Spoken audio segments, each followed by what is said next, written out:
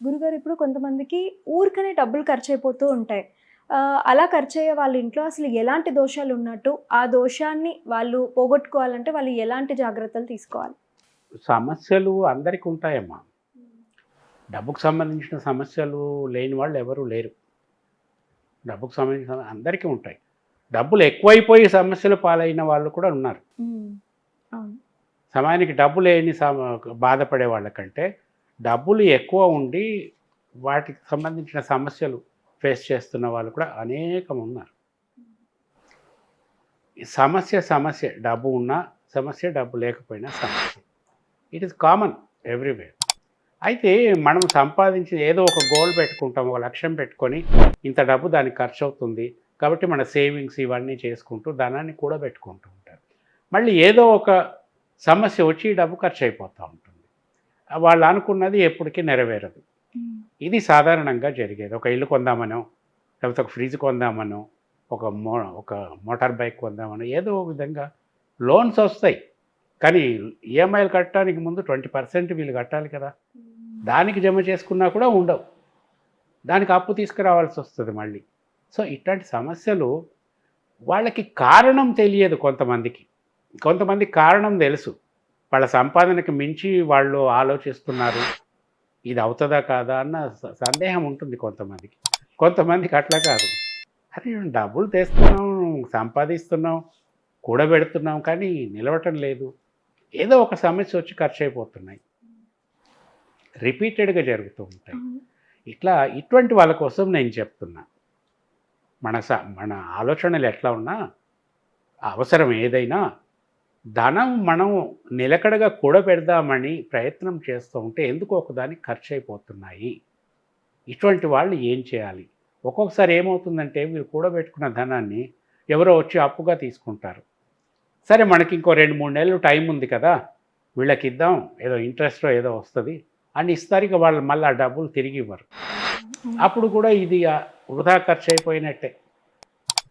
ఇటువంటి సమస్యలు అనుకోకుండా హాస్పిటల్ సమస్యలు ఏవో వస్తుంటే వాళ్ళు ఒక్క విషయంలో ఫస్ట్ జాగ్రత్త తీసుకోవాలి. ఫస్ట్ ఏమిటంటే ఎక్కడైనా సరే మీ ధనం మీ దగ్గరికి వచ్చి ఏ విధంగా వేస్ట్ అయిపోతుందో, వాటర్ లీక్ అయినట్టుగా ధనం లీక్ అయిపోతూ ఉంది. దీనికి ఇప్పుడు నేను చెప్పిన మాటకి సూటిగా అర్థం వచ్చేదే వాటర్ లీకేజ్. హుహు.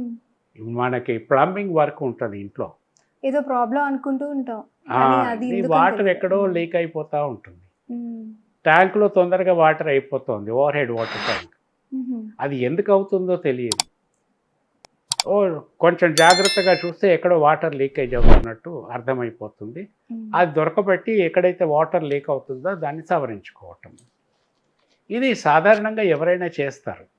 కానీ 80% ఆఫ్ పీపుల్ ఈ వాటర్ లీకేజ్ దీన్ని పట్టించుకోరు. సరే రేపు చేద్దాం, మాపు చేద్దాం, ప్లంబర్‌కు పిలిపించాలి, చేయాలి అనుకుంటూ అసలు పట్టించుకోరు. హ్మ్. సన్నగా లీక్ అవుతుంది ఎక్కడో టాయిలెట్ కమోడ్‌లో కావచ్చు, వాష్ బేసిన్‌లో కావచ్చు, హ్మ్. కిచెన్‌లో కావచ్చు, బాత్రూమ్‌లో ఎక్కడైనా కావచ్చు, లేకపోతే బయట తోటలో ఉన్న పైప్ లైన్స్ కావచ్చు, ఎక్కడైనా సరే. ఇట్లా అనుకుంటూ వాళ్ళు తాత్సారం చేస్తూ ఉంటారు. Hmm. But the same problem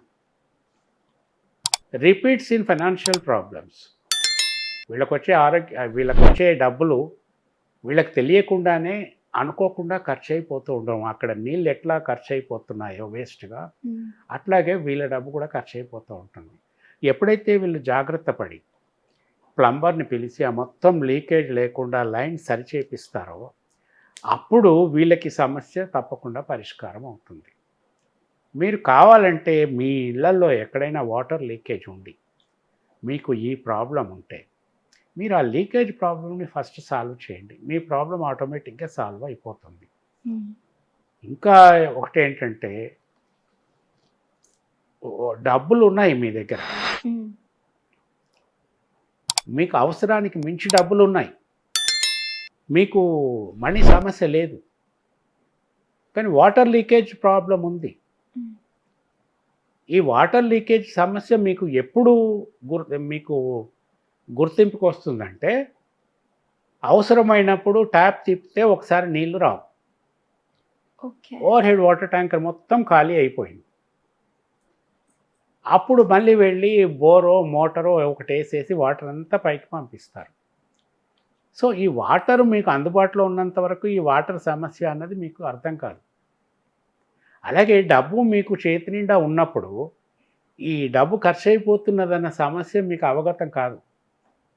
ఎప్పుడైతే వాటర్ ట్యాంక్‌లో ఓవర్ హెడ్ వాటర్ ట్యాంక్‌లో నీళ్ళు అయిపోయినప్పుడు వాటర్ లేవని గుర్తుకొస్తుందో, అట్లా మీ దగ్గర ఉన్న డబ్బులన్నీ అయిపోయినప్పుడు గానీ మీకు దీని సీరియస్‌నెస్ అర్థం కాదు. అందుకని అంత దూరం తెచ్చుకోకండి. ఇట్లాంటి సమస్యలుంటే మీరు తప్పకుండా పైప్ లైన్స్ ఇవన్నీ పర్ఫెక్ట్ చేసుకోండి. దీనివల్ల 2 ప్రయోజనాలున్నాయి. ఒకటి, we have to save water. వాటర్‌ని మన బాధ్యత వాటర్‌ని కాపాడుకోవటం. ఈ లీక్ అయిపోతూ ఉంటే వాటర్ అంతా ఎక్కడికో వెళ్ళిపోతూ ఉంది. మీకు ఉపయోగపడటం లేదు. There are certain countries glass of water చాలా విలువైంది అక్కడ. తాగటానికి నీళ్లు లేవు. మనకి పుష్కలంగా ఉంది భారతదేశంలో ప్రస్తుతం. ఆ వాటర్‌ని సేవ్ చేసుకోవటం ఒకటి. సెకండ్ థింగ్, ఈ పైప్ లైన్‌ని కరెక్ట్ చేసుకుంటే ఓవర్ హెడ్ వాటర్ ట్యాంక్‌లో నీళ్ళు ఎట్లా స్టోర్ అయి ఉంటుందో అట్లాగే మీ దగ్గర డబ్బు కూడా స్టోర్ అవుతూ ఉంటుంది. Be happy.